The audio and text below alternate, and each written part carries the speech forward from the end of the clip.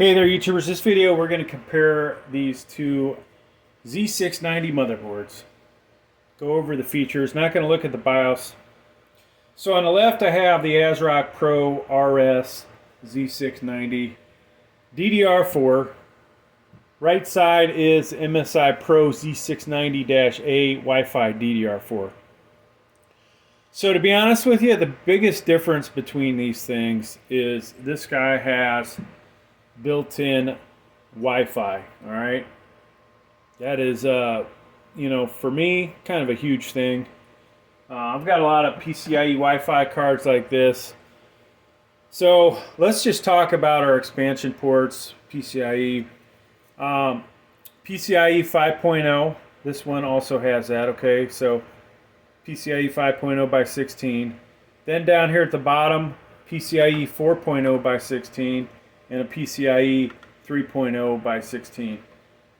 This has one PCIe 3.0 by 1, where over here we have two. Now, because this does not have the built-in Wi-Fi, what does it have? It has a spot for a M.2 Wi-Fi right here, but it also has this convenient location up here if you wanted to put in a PCIe Wi-Fi card.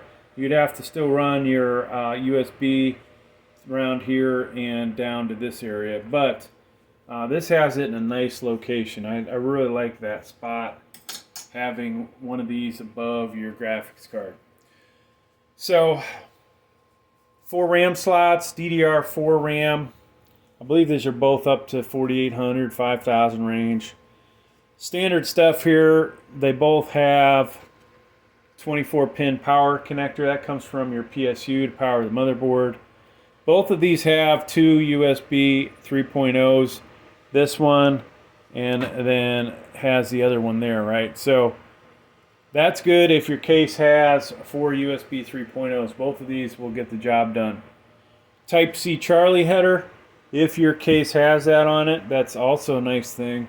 Be able to plug your phone into the front if you have to have an Android phone. CMOS battery.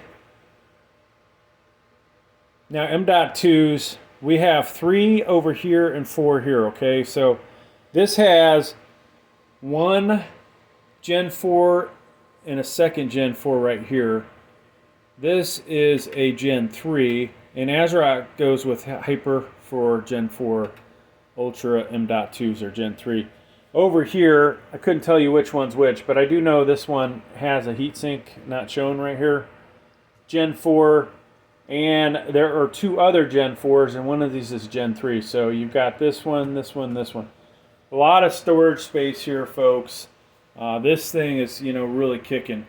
One thing I failed to mention, PCIe 5.0, right? Both of these are ready for the future. So somewhat of a positive there. If you're looking at RTX 4000 in the future, you will definitely be good with, either one of these motherboards. Of course, for CPU, this will allow you to support any 12th gen CPU from Celeron all the way up to the i9-12900KS. You will need a BIOS update to get it to run as good as it can. We've left the CPU cooler on this side, but both of these, you're going to have plenty of clearance for the RAM. Not an issue. Both of these will support 12th gen, like I said, and then 13th gen later on. Most likely a BIOS update will be required. Whether it is before you install the 12th gen or afterwards is another story. We'll have to find that out later. And as long as I have these motherboards, I plan to install 13th gen just to see if it will boot to BIOS. And then later do the BIOS update, just to let you guys know, because some people go, oh god, I gotta go buy a 12th gen to update this to get 13th gen. That's what happened when we went from 8th gen to 9th gen, and then for 10th and 11th, I honestly didn't get that involved in doing that like I did. So alright, what else, folks? Talked about the different headers.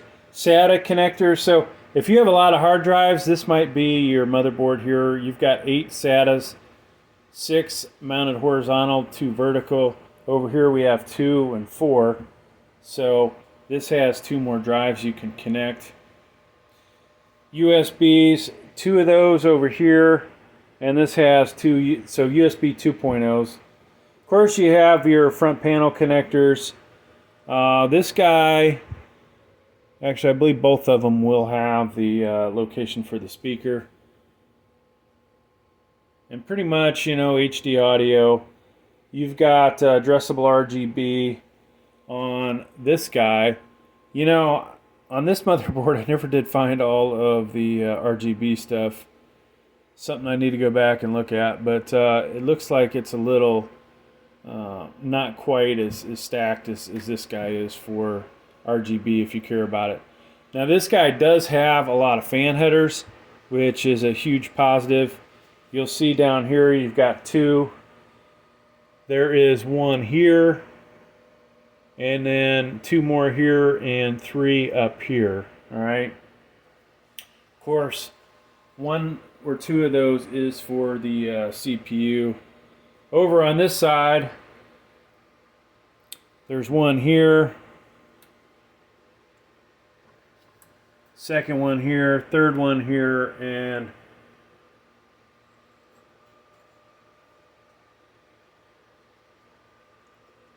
two more here.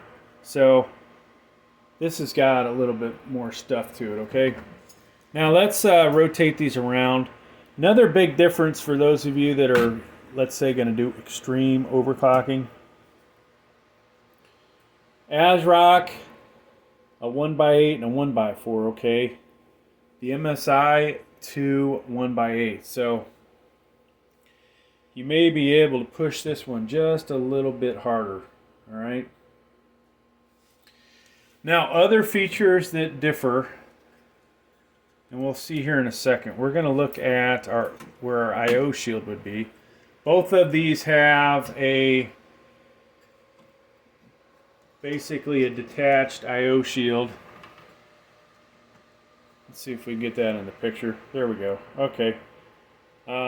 Which, you know, yours truly doesn't really care for, but hey, this is what it is, right? I like this kind of thing